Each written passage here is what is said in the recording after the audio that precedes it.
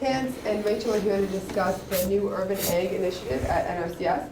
So they'll be here to kind of talk about the program and how you can hopefully take advantage of that. Yeah. Thanks, Wonderful. Laura. Well, welcome everybody. I'm Rachel Frei. I'm the new urban conservationist with the South Dakota NRCS. And I have the pleasure of being joined by Tanse. Yep, I'm Tanse Herrmann.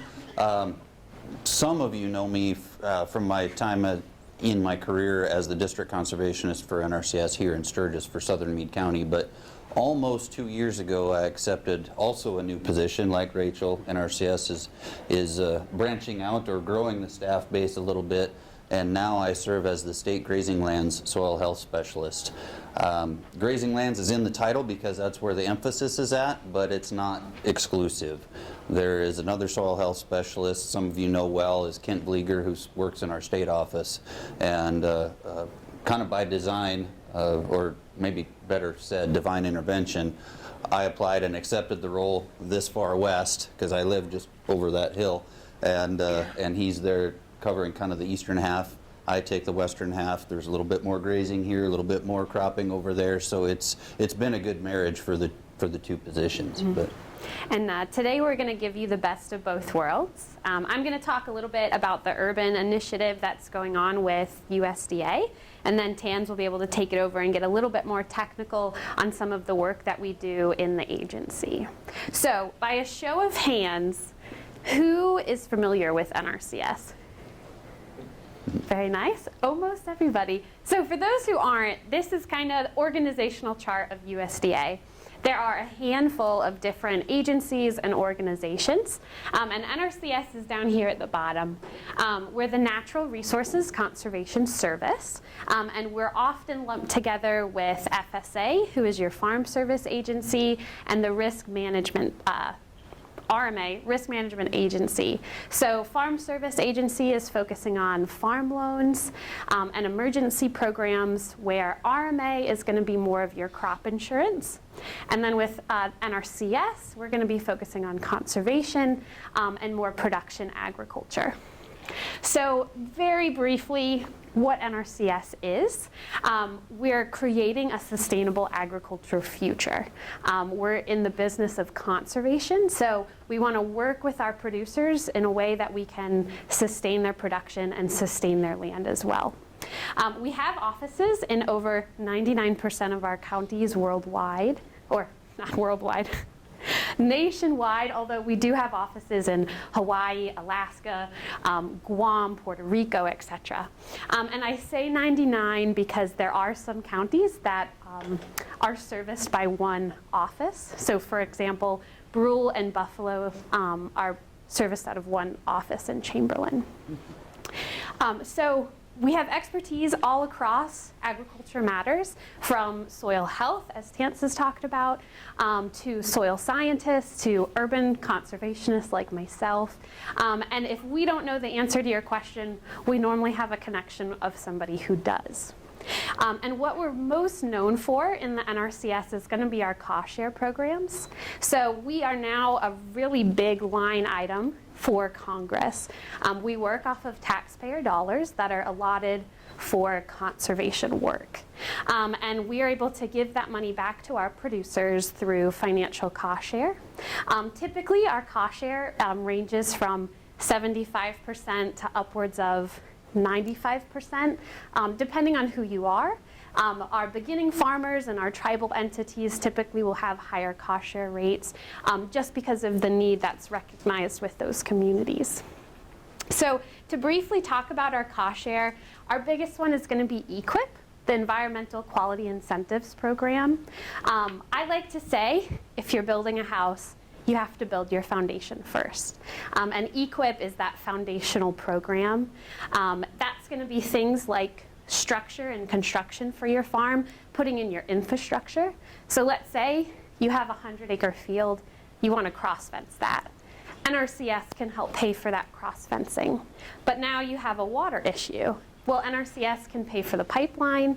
We might be able to pay for your rural water hookup. We're going to pay for your tank that you're also going to put on. And maybe we have to corral that tank So then you have access from all of your paddocks, right? But in terms of small scale producers, urban producers, we might be looking at high tunnels. We might be looking at different management strategies of cover crops and pest management and nutrient management, all things that fall under the realm of receiving cost share for those practices. We also have our conservation stewardship program. So if we go back to our house analogy, you've built your foundation, you have your fence and you have your water, you've maybe dabbled in a little bit of cover crops, but now you want to start building your house. And you're going to put in your rooms and a second floor, and maybe you're going to add a pool in the back. So the stewardship program is able to elevate that conservation work you're doing. It focuses a lot more on the management aspect. So then we can work with you to create a more sustainable management operation around the infrastructure that we were able to put in. We also are heavily known for the Conservation Reserve Program. So that's going to be a little bit more preservation than conservation, putting in land for habitat, putting in those marginal acres that aren't producing well. This is actually a Farm Service Agency program, but we help out with the technical side. We also have easements, emergency assistance, and a lot more that kind of randomly pop up within the year depending on what the needs of our producers are. And finally, to go a little bit ahead or behind is our technical assistance, right? So not everyone that comes into our office wants cost share. They may just be curious what this disease is on my plant, or hey, what is this weed? I don't know how it got here. So we also provide free technical service practically 365 days of the year. You know, because we're in our rural spaces, we get to know our communities. We're often asked questions at the grocery store when we're stopped, right? Or we see each other's kids at the local football game. So with all of that in mind, I say that there's a little bit of a catch, because traditionally, NRCS has focused on large-scale production. They focus in our rural areas, and they focus on, you know, those corn growers, our soybean and wheat producers. Maybe if you're down south, you're working with potatoes or cotton, or any type of production system. And often our small-scale producers in our urban spaces, or even small-scale in rural areas, they're often left out. And it's more or less by design, not by choice. We've just never quite catered to a small-scale audience. And I think a good example of this would be cover crops. They've kind of been up and coming as a great way to add to your production system, to be a bit more sustainable, to get that much more out of your grazing or your cropland. And when we look at cost share, we typically are paying by the acre. But if Farmer Joe only has 1 acre of land, and we're going to pay him $30 an acre to do cover crop, well, that $30 isn't even going to cover his seed. Whereas a farmer who has 100 acres, he all of a sudden is getting, I don't know the math. 3,000. 3,000, thank you. I was almost going to say 30,000. So I'm not a mathematician. He's going to get $30,000. That's going to be a little bit more easier for him to afford the seed, to afford the labor, the machinery costs. You know, he's not making money, but we're helping him meet that risk and meet that financial need, right? So it's about to change. And that's where I come in as an urban conservationist, is how can we make our programs more accessible to small-scale producers? How can we make it worth their while to come into our office, to get the financial help that every other producer in the nation is getting, and to have that same benefit? So on a much larger scale with USDA, there's been a really big prioritization of urban ag. And I put urban ag in parentheses there because it's not just urban ag, it's specialty producers, it's small-scale production, it's subsistence farming, agro-tourism, producing for food security and food sovereignty. It's everything under the sun. And unfortunately, we've not really defined it. And I would ask you today, think about how you would define urban ag. And I think you'd probably think yourself into circles, right? Because as soon as you define it, somebody is left out, right? Somebody isn't defined. Somebody doesn't fit into that box. And as an urban conservationist, that's what I found, that there's nothing standardized about working with a specialty producer, a subsistence farmer, a hobby farmer in their backyard, right? Everyone is so diverse. Everyone is so innovative. Everyone is so different. And when you work with the government, we almost need you to fit into the box, right? Because that's kind of how we run business, is being able to supply the same benefit to everybody. But all of a sudden now we have to think outside of the box, right? So when I do say urban ag, or I'm an urban conservationist, I'm looking outside of the box to just about anything, right? And I probably would say the only person I exclude is the big producer, right? But even then, I can sure go to that farm, work with them, figure out a good plan moving forward. So within the USDA, we've created the Office of Urban Agriculture and Innovative Production. They're not really connected to any one agency, but as the NRCS, we have kind of adopted them a little bit. And they really have a huge priority in creating that urban initiative within USDA. So one of the few things they've done, I've listed here, they have FSA, urban and suburban county committees. There's 17 of them, all located within 17 urban hubs. Unfortunately, we don't have any in South Dakota, but our closest ones are Chicago and Minnesota, Minneapolis, Minnesota. And so what these county committees are for is to be a point of reference where community members can come in, give feedback, let them know what's working, what's not working, what could we improve on. And they're also going to really drive where the USDA should be going in the future. And along with these urban hubs, they also contain a people's garden. So there are 17 gardens throughout the US that the USDA helps fund. And they have a lot of different really fun projects. Some are already existing gardens. Others are ones that they've kind of helped develop and kind of start up. We also have a People's Garden in Washington, D.C., across from our Witten building, which is the USDA building on the National Mall. So the fun thing with the People's Garden is we have 17 that are kind of the trailblazers of the initiative, but they have changed the initiative where anybody can have a People's Garden, and anybody can be self-certified as a USDA People's Garden. You can do it online. You can just kind of Google USDA People's Garden. It will bring you to their webpage. And I'm really hoping that somebody in South Dakota is going to do that because we don't have one yet. And I really want to put South Dakota on the board for urban ag because we have so much more of a community than anyone ever expects us to. And sometimes people chuckle, oh, you're an urban conservationist in South Dakota. That's the last place I would think is urban, right? So I have a plot in our local activity center, our senior center, and it's 45 plots, 10 by 24. Yeah. Would that be a good candidate? It would. So I don't know all of the criteria for becoming a People's Garden, but Is it's there money for the activity center? unfortunately not. I believe. I'm trying to raise some money. I know, and I would love to, right? I believe they send you a sign, and then you get put on the board of all the other different People's Gardens. So if anyone ever wants to visit one, then you kind of have that free publicity. Yeah. So it doesn't really get you a lot. Maybe it gets you a sign, but it just kind of. Yes, exactly, and it's fun, right?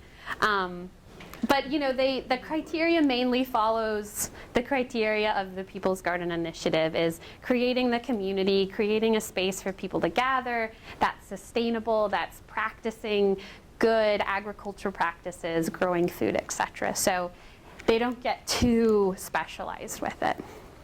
The other thing that this office focuses on is different grant programs for urban ag and innovative production. And they have two types. They have planning and implementation. And to give a brief example of both, if you are a community space or a community center and you have that plot in the back of your building and you say, I'd love to make that into a community garden. So a group of people would get together, they'd create a plan for what that garden might look like, and they say, wait, we need funding now. And that would be where a planning grant would come in. And that planning grant can help fund different people you need to hire to create a plan, a horticulturist to figure out what you can grow. Maybe it's funding for getting producer feedback or community intel on what they might want. And then once you have all that, you have to actually construct it. And that's where the implementation grants come in, where they're going to pay for the management, for the materials. They can pay for labor costs to hire somebody on. They can pay for your material costs. So it really varies at that point, kind of what you need.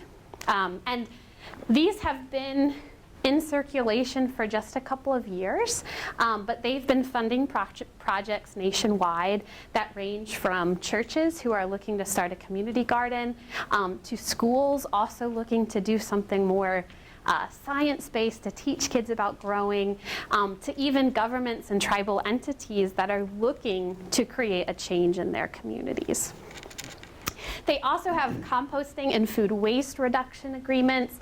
I'm not as versed with these, but they're more geared towards governments and tribal entities that are looking at ways to reduce food waste and building a composting operation within the cities or within their communities.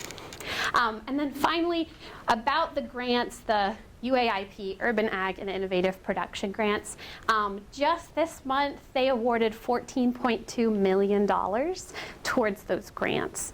So they're not small projects, they're big projects, they cost a lot of money, and the great thing is USDA can see that as a need and can really kind of rise to the occasion. What's their end goal on that? I mean, obviously, there's all sorts of things that happen in the meantime, but if they're going to spend millions and millions of dollars, what's kind of the end goal? Is it to develop urban food production? So I'll touch a little bit later on, but there is a big push for developing a community-based food system. And these grants particularly do have priorities for food desert areas, low-income areas, and tribal spaces where they've seen that food production is low or access to fresh foods or a grocery store is kind of unavailable. So with these grants particularly, there is a push for creating and developing those food systems, but then also just a development nationwide for more urban ag, for helping the producers that have yet to get assistance from NRCS.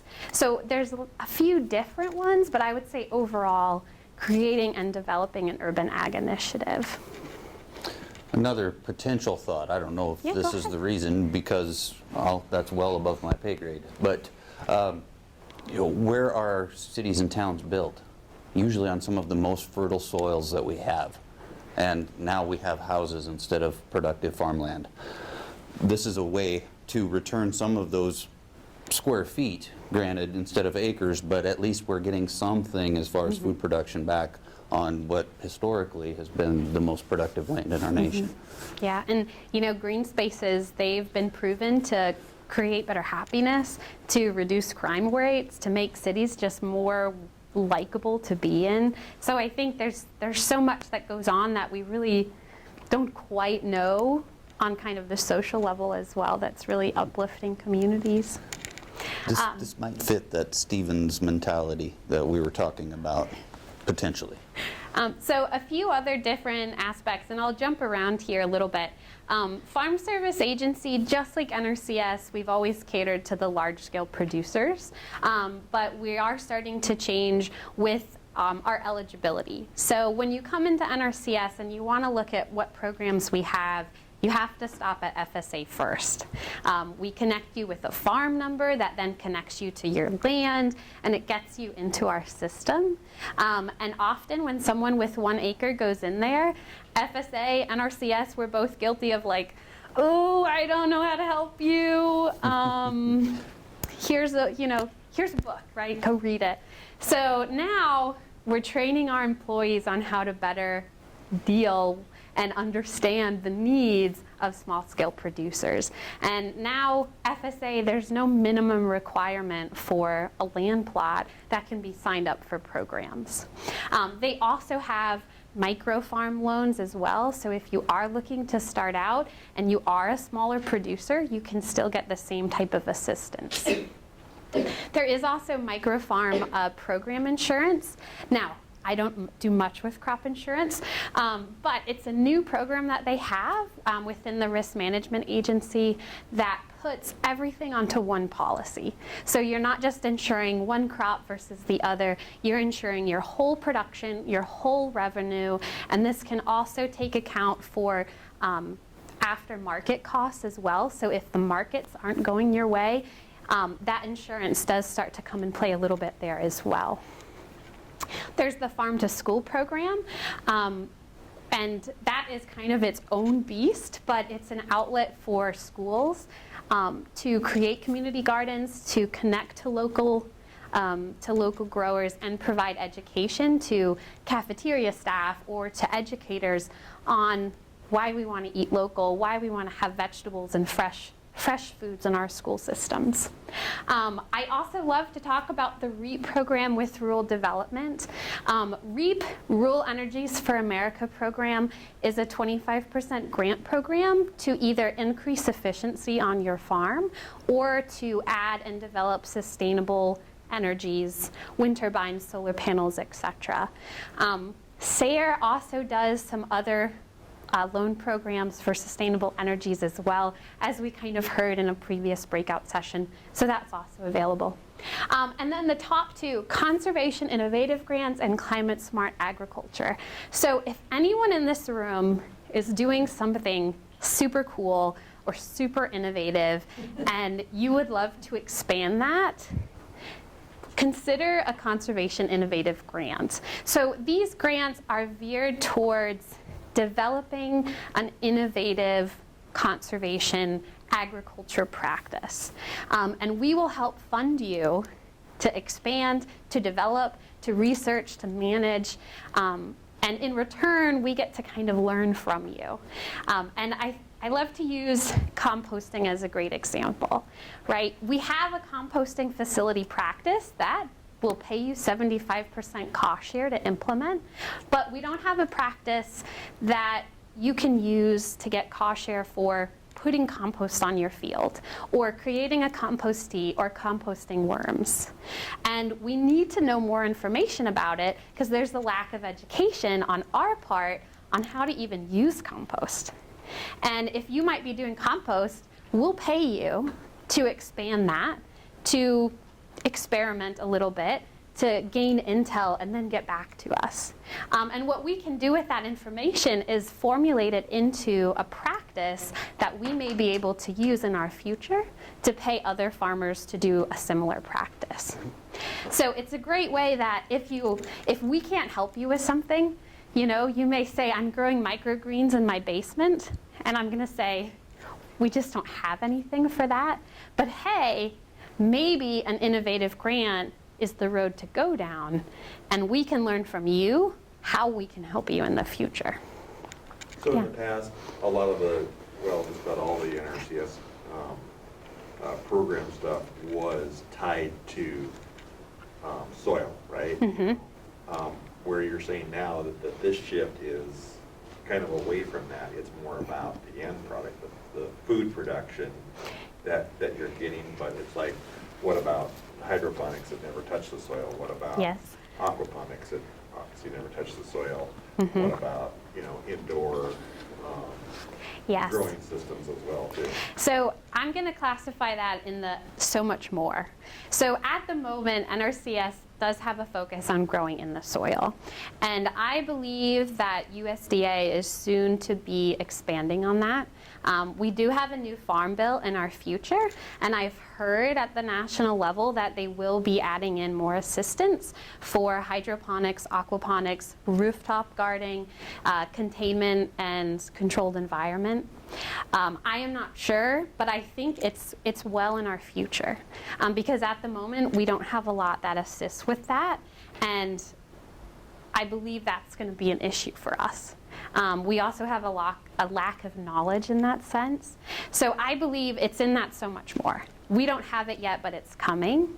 And in terms of soil health or our soil initiatives, I would say urban ag still has a focus on soil health, and kind of those previous initiatives we've had, we're just kind of gaining on it and strapping it on with the urban ag initiative too. So yeah, we still care about the soil very much, though. Yeah. This might sound cynical, but so this is all pretty new. NRCS programs all come through our local county office, right? Yes. So how much of a gap is it? Like if I go into my local county NRCS and say I'd like to get some money for composting, I mean, I've had experience before with the NRCS, and you know, it's great to have programs at a big level and then at a real local level. I had a guy who didn't know that asparagus was a perennial one time, right? Yeah. Well, So what are you guys doing to make sure that these programs are actually getting down to us? yeah. Well, so that's a great question to roll into this. So I am not going to sugarcoat it. In South Dakota, we have a lack of knowledge of specialty production. And with my position, a big thing I'm prioritizing is getting out to our field offices and talking with our producers on where are our barriers and what are we missing. And I had producers just this week that said, I don't know what somebody can grow in a high tunnel, and I don't know the season for tomatoes. You know, we can tell you all about big blue stem and western wheatgrass, but yeah, we have faculty and conservationists that just don't know about tomatoes and squash and everything you could grow in a high tunnel. And so that's something we're working on. We've identified it as a barrier for us and a barrier for our producers. And we also look at it as an opportunity to learn from you. You know, and we've told our field staff, like, if you don't know how to help them, ask them, right? And learn from them, because you all will be the specialists in that realm. And it will take some time. You know, we can't just develop a training and get it out tomorrow, as much as I would love to. But my hope is that at the very least, you come into our office, and if that person can't help you, then they're going to say, Rachel could help you. Or I know another producer who grows tomatoes who could help you out with what disease that is. And a really big priority of mine is to create those resources, because I don't ever want to tell a producer no. I always want to say, okay, I don't know, or I can't help you, but I know somebody else who can, right? So I do ask, bear with us, because there's going to be growing pains. And every office, every conservationist, we're all a little bit different. But hopefully, slowly, we grow our knowledge base, we get trainings, we hear from our producers, and we kind of are able to see the future ahead that we're working towards. I will say that they are already doing that. We, in the last month, have gotten calls, gotten calls that NRCS referred to us, and it was bison, it was Timberlake, it was Valco's. Yes. I mean, there's been like all over the state. So I will say they are making great strides. Yes. To that end, some of you are producers. Rick and Michelle just mentioned our connection and the referrals that I'd made to them in the past. If you don't want that, please tell your local Yes. staff so that we don't bother you. Yeah. But hopefully you're willing. But if you just don't have the time or the desire to do that, let us know. Yeah, and I would say, oh, We go love ahead. being on the other side of that. When you refer people to us who have questions about something that we're doing, we love to share that. And it usually benefits us in some weird Yeah. side way. So, But yes, I agree with Tanse, because we can have the tendency to maybe not keep you as private as you want to. And Peggy, she's a rock star producer of ours, where We can say, oh, well, Peggy's been doing that, you know. And I'll also say, too, that part of our growing pains is also going to be the creativity part of it, right? And as an example, when we put a tank on a field, we're going to also cost share a concrete ring around it to help with erosion control. Not every producer wants it, but it's really kind of what we offer. And a lot of people have been doing that for years. And I recently went to somebody and said, maybe instead of concrete around the tank, we put the concrete in front of a greenhouse door. Because we have just as much erosion in front of a greenhouse door that we do around a tank, except in front of the greenhouse, it's a person and not a cow. And the conservation said, gosh, I never thought about that, right? But there's nothing in our regulations that say we can't do that. So there's also just growing pains of be creative, think outside of the box that we've kind of created for every practice we have. And in time, it will come, right?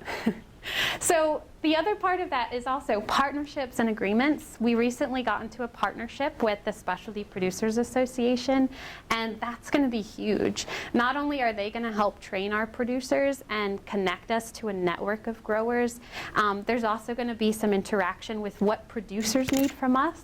So it's really going to be this mutual learning on both sides. We also have tribal efforts, and those can almost be a job in itself. You know, I'm one person trying to get across the whole state, and the tribes are a big part of that as well, as they're doing really innovative things on the reservations to create that food sovereignty, and they are just as much a priority as somebody who is in Sioux Falls or up in Aberdeen or here in Sturgis. Eventually, there's going to be publicity. You know, I went into my position 3 months ago with all of these ideas, and then I thought, hold on, I can't do that in a year. So I eventually want to be able to highlight our producers across the state. We've highlighted our rangeland, our ranchers, our soil health farmers, and I think we need to also highlight our vegetable growers, our free-range pork growers. So eventually, I'm going to be annoying and say, hey, can we film on your property? Can I interview you for this? Can you tell me how you grew that? And then kind of the last point here is adapting and adding practices. So what's really exciting in the next year is we're going to be adding a raised bed practice and a low tunnel practice. They're practices that were developed in New Jersey. And through our practice process, when a state develops a practice, other states can adopt them. We review them, we work with producers to implement them, we do the same type of cost share, and then we review it for its potential to become a national practice that's standard for every state. So that's kind of adding on practices, and that's where the grant processes come into play. Is I had a grant for composting, this is how I used it. Well, now we can develop a practice and look at compost management and compost addition to our gardens.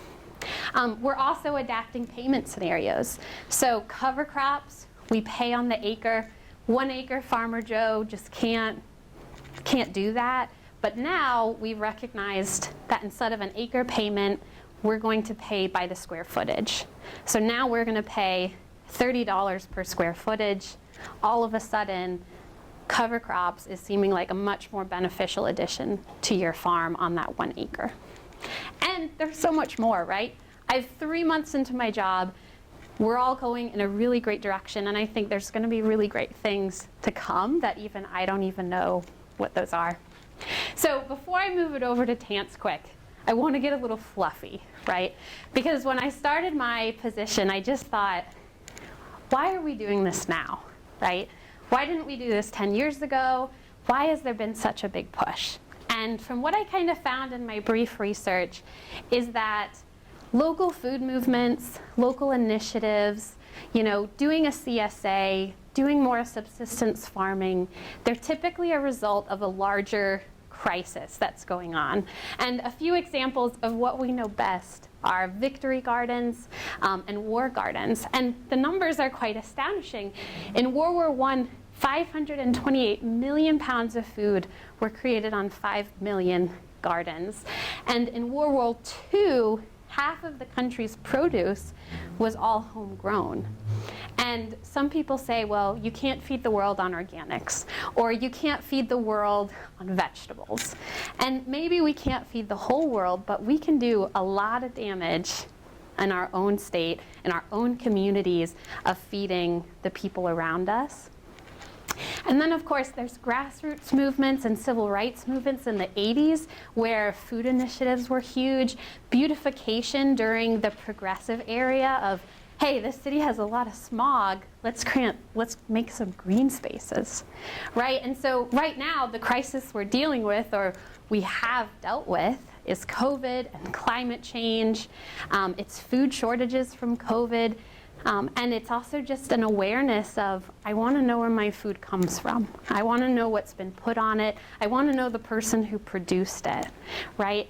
So we're now seeing a huge push for urban ag, and that's why I say this is why it's happening now, right? This is why USDA is finally waking up and saying, this is a big deal. Urban growers, specialty producers, they're really changing the game on how agriculture, how our produce is grown, how our beef and our pork and our chickens, how they're grown, how they're processed, etc. So we're providing equity and opportunity within our programs. And I think, to kind of go back to your question, that's really what we're trying to do, is we're trying to open up the playing field so it's a level playing field. So lastly, I just go to this very, very briefly, equality versus equity, right? So the equality portion is everybody gets the same box, right? There was a need to see over the fence, so here's a box for you, here's a box for you, right? That could maybe be NRCS 10 years ago, right? You want cover crops? Here's cover crops. But the 1 acre farm says, well, I can't quite do that. It doesn't work for me, right? So maybe they're on the end there. I still can't see on the fence. But equity looks at needs differently. Instead of saying there's a need, here's the resource, it looks at it and says, this is the need. What are the resources each individual person needs to eventually have the same benefit throughout, right? So that's where people want cover crops. So for the 100 acre producer, we're going to pay you per acre. But for the 1 acre person who wants cover crops, we're going to pay you by square foot. Maybe one person is getting a little bit more cost share, or maybe one person has a few less labor fees. But the end benefit is that you were both able to put cover crops there. You both got the environmental benefit. You got the assistance that you needed, and now everybody is on this level and just playing field, right? And so when I look at my position, that's really what drives me, is how can we help our small scale producers just as much as we've helped our large scale producers by identifying what different needs you all have and what are the resources we can provide. So in transition to Tanse, right? To feed yourself, you have to feed your soil. And so now we're going to do a little bit more technical and kind of how NRCS helps in regards to what our most prized possession is, soil. Thanks, Rachel. You're welcome. Nice job.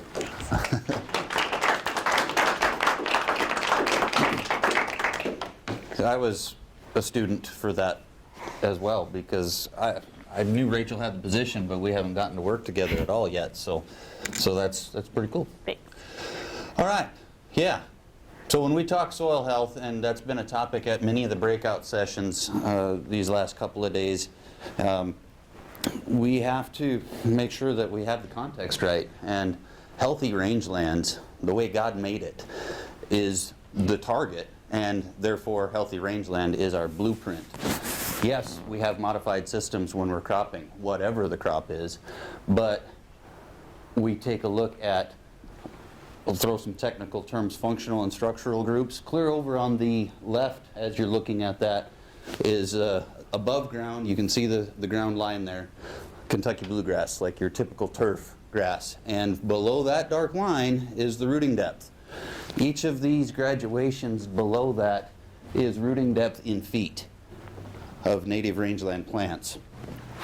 Significant rooting depth that Hey, prevents erosion. What else? What do plants do?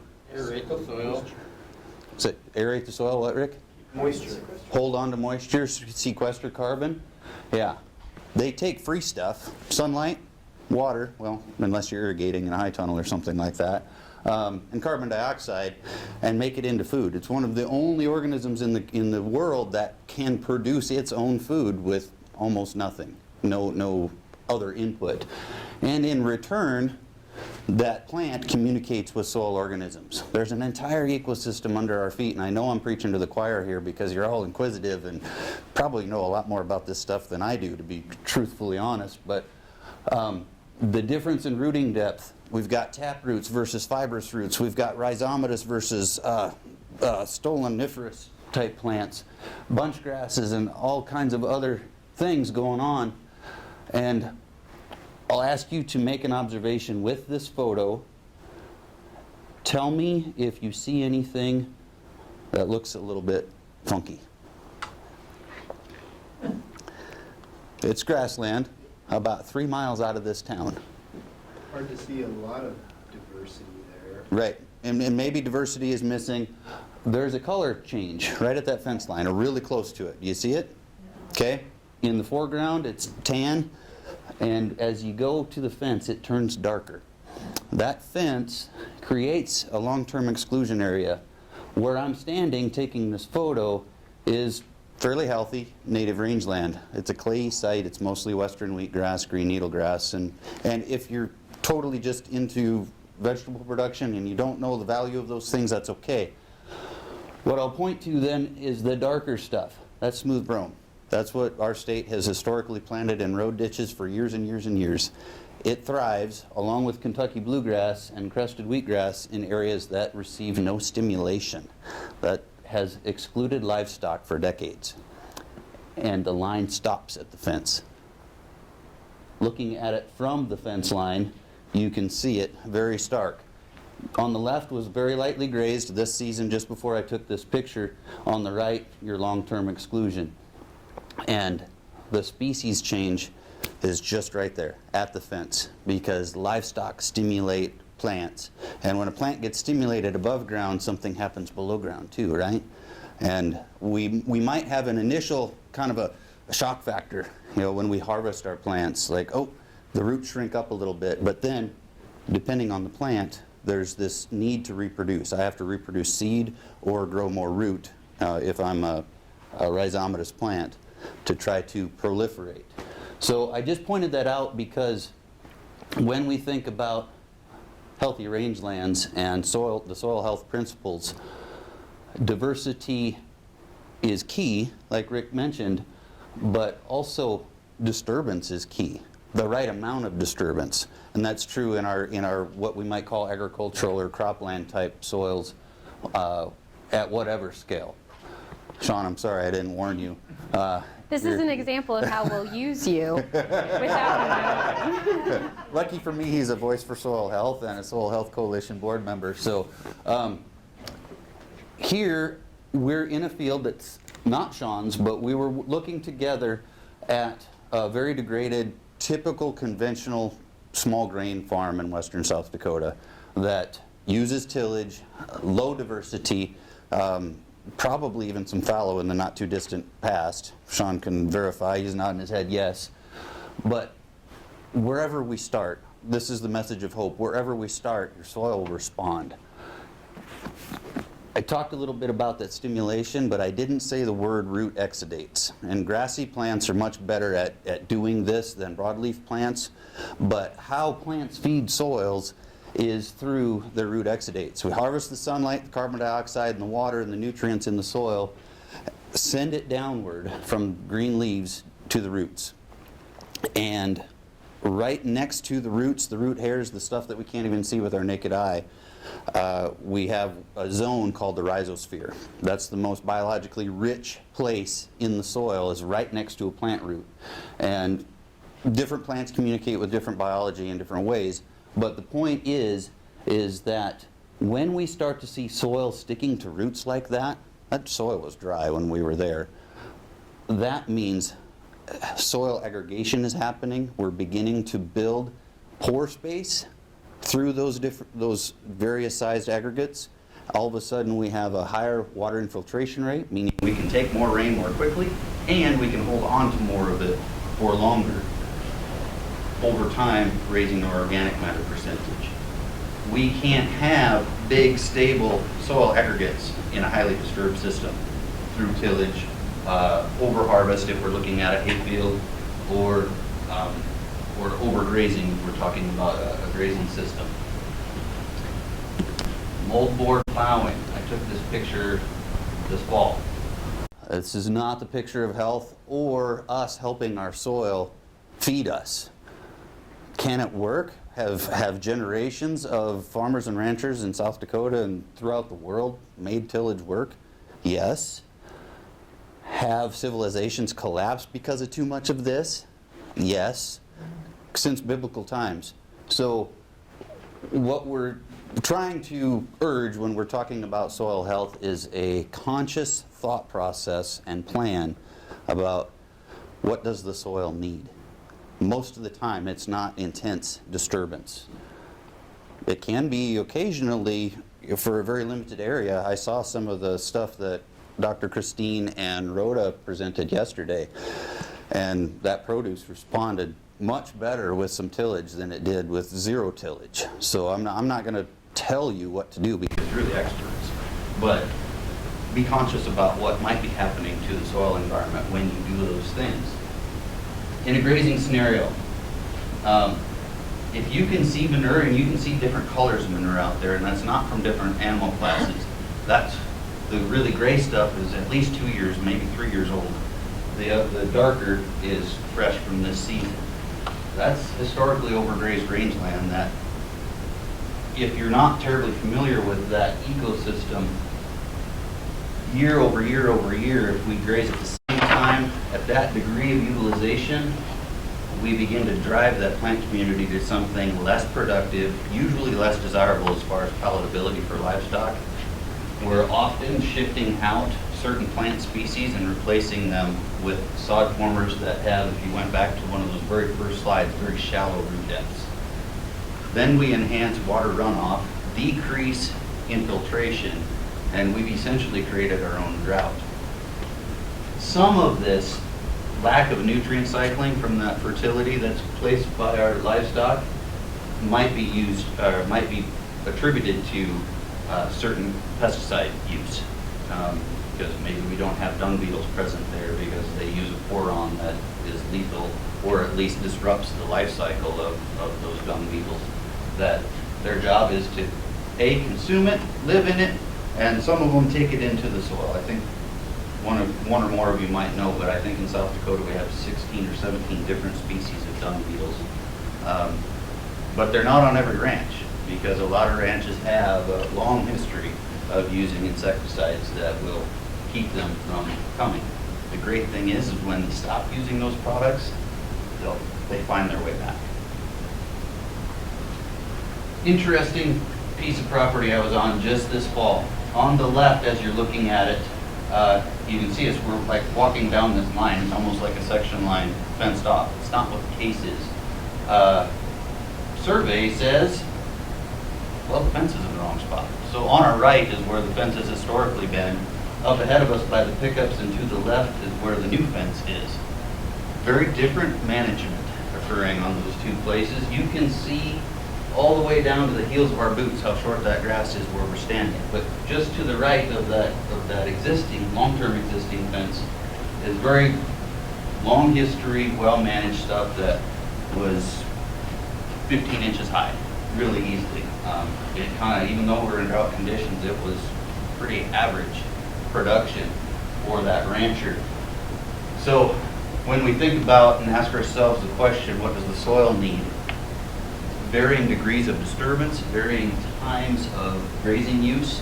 And when we put it in the context of, okay, I'm grazing specialty crops, not maybe grazing 1,200 pound, 1,400 pound cows there, how do I apply this? I would say be very, very conscious of your crop rotation. Changing the intensity of use or the nutrient demands of the different plants that you do. the stuff that we've all probably been taught since we were kids about how to raise healthy food. I haven't really just brought out the soil health principles. It's possible that not all of us have them committed to memory like I do. But first and foremost, I move 1 and 2 back and forth. For the cases of this presentation, we've got to really watch the amount of soil disturbance. I'd love to see it ultimately eliminated, but the data that was presented in the last 2 days tells me full elimination isn't really possible on an economic scale for the kinds of crops that you all raise. So, maximize its use with as little disturbance as possible. How about that? Or maybe that's even toeing the line. But recognize that tillage of any sort destroys soil structure, which has negative impacts to water infiltration, increases the rate of oxidation and loss of organic matter. I'm not going to read these slides to you, but recognize that tillage is damaging in general terms, and in the northern Great Plains where water is limiting, you're paying for water, or you pay for sensors, you don't want to wear out your pumps if you're on a well system, whatever. Conserve water the best you can. But the way to do that is to infiltrate as much as possible and hold on to it. The founder of our agency at the time was the Soil Erosion Service, which became the Soil Conservation Service, the iterations until the 80s when we became NRCS. We talked about historic civilizations falling due to their production mechanisms. Erosion is key, and we've got to do everything we can to minimize it. Some of us recognize Dennis. I just love this quote. I had to put it on there. So mycorrhizal fungi. Guess what? That species of fungi is microscopic in nature. We can't see it with the naked eye. It exists very well. I don't know about in our ponderosa pine forest, but in forested landscapes, it's very, very robust because we really don't have much for disturbance there unless a fire burns through, and even then the soil environment's probably pretty well protected. So tillage is going to destroy that.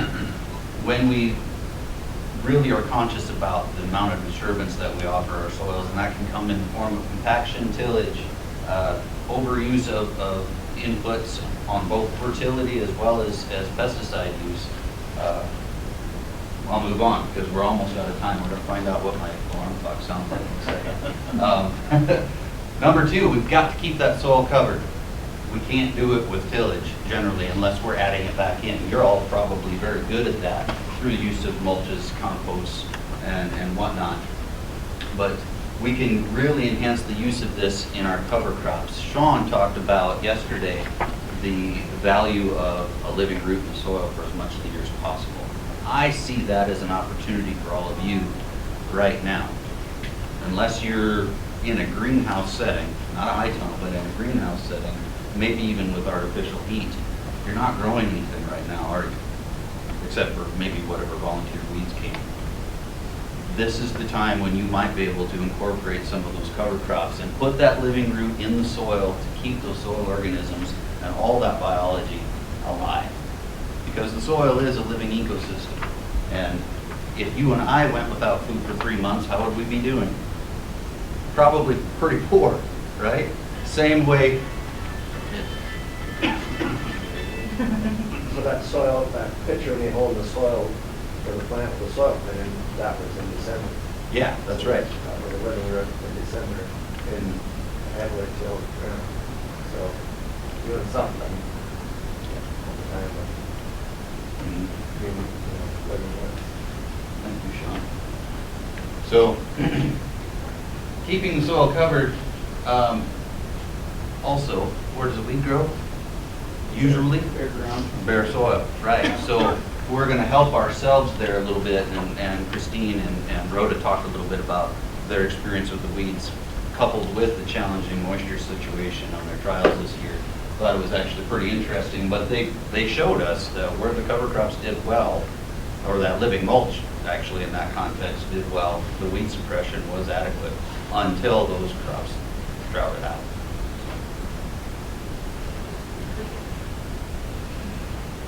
I bet many of you have seen this, particularly if you're growing out in the open air with exposed soil. What's going on there? Okay, we've got some wind erosion. Yes, I got down on the ground. I was glad the farmer didn't drive by. I was working with him that day, but I stopped before I got to his place. What had happened here, and you can see last year's crop residues in that photo to the left of those living plants. I think that's a sunflower that was grown that year. Well, we've got crusting, and it was a result of water erosion that had occurred. And so we've got those little litter dams occurring.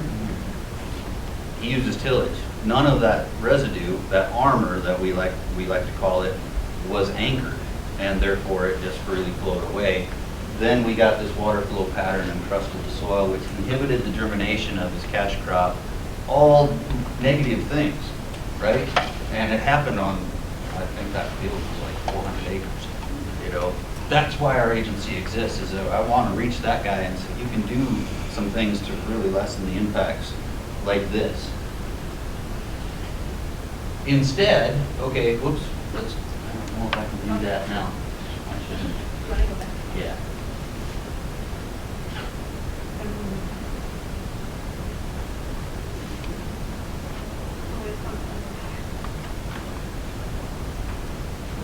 What I was going to bring to your attention is, okay, you can see some of last year's residue there in this photo, but notice how much bare ground there is, okay?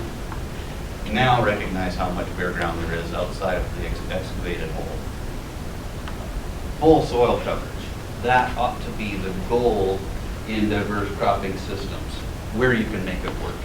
You all know your plants, the kind of plants that you grow better than Rachel and I do as far as produce is concerned, what they'll tolerate. And if tillage is still part of the system, then get some kind of cover on that, whether it's plastic or straw or something like that. Grass clippings, I've heard, are really good if you know their source. Same way with straw residue, because they'll carry those chemical residues into your garden and give you real consequences. Most of them unexpected. I wanted to point out, though, and recognize that, and we're going to get to the point of diversity. I don't know how well you can see it.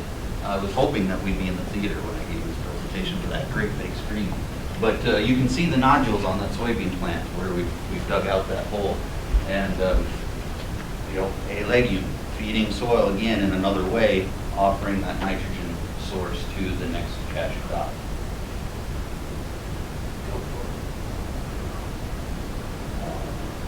Oh, was that too forward? Or? No, I went forward. Okay, thank you. So plant diversity. We've heard a little bit about cover crops. We've talked about on rangeland how, you know, we've got hundreds of species on an acre, right? Healthy rangeland has tons of species.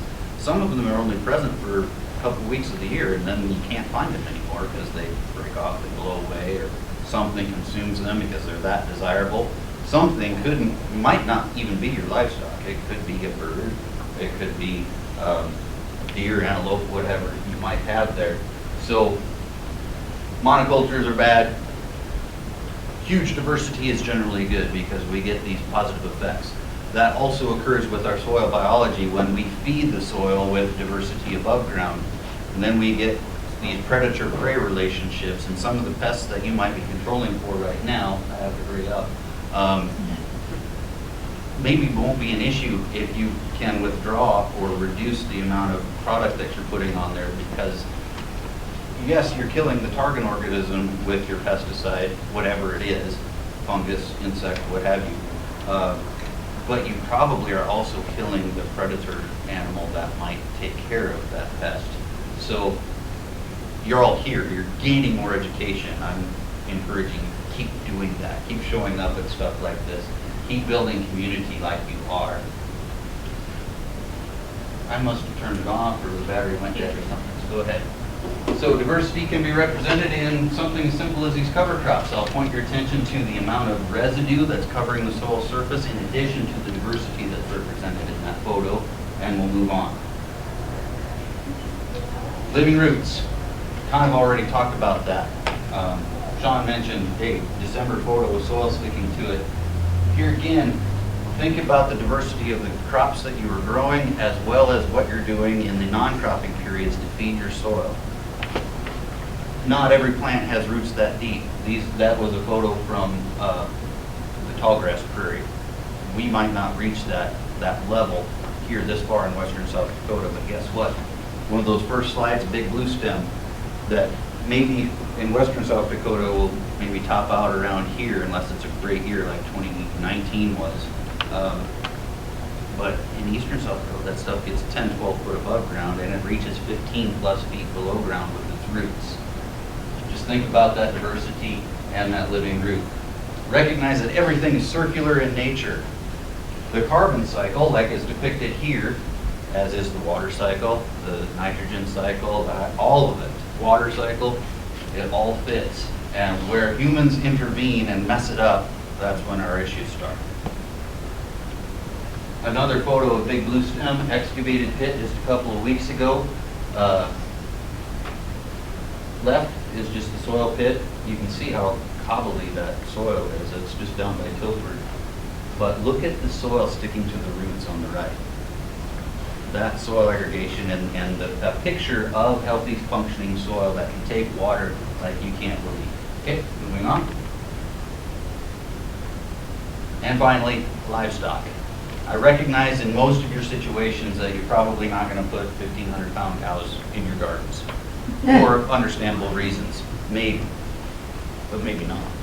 Maybe you can get your hands on the manure from those animals and get that value if you know that it's fairly clean, they haven't been fed a lot of weedy hay or something like that to give yourselves new heavies.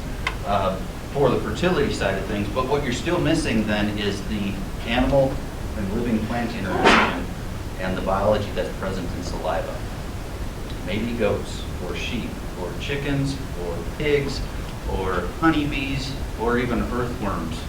Go buy a couple dozen night crawlers and then throw them in your garden. Walk away. They can be your livestock too. So, how do you start? You can read those things for yourself. I developed this presentation for a different group. I kind of already addressed, maybe you can't entirely stop tillage, but be looking for ways that you can replace it with something else, I guess is what I'll say. Chickens might be the answer. Earthworms might be the answer. Okay? So, I want to thank you for staying with us a few minutes over. We're windy. We get on our passion launches. Yeah, we can talk. I went a little over my time, which then made Tanse go over. But, with everything that we've talked about, think about how maybe we could help you, right? If you don't want assistance and you just want to find ideas or find other growers, we can help with that. Or if maybe you have a need for a high tunnel and composting facility, or you want to venture into more of the soil health practices, let us know, right? So here's our contact information. I am located in the Sioux Falls office, but I service the whole state. You call me whenever you need. Typically weekends I don't answer. But I'm happy to talk to you about what NRCS can do, help you, learn from you, and all around just grow and develop those relationships. So thank you all so much.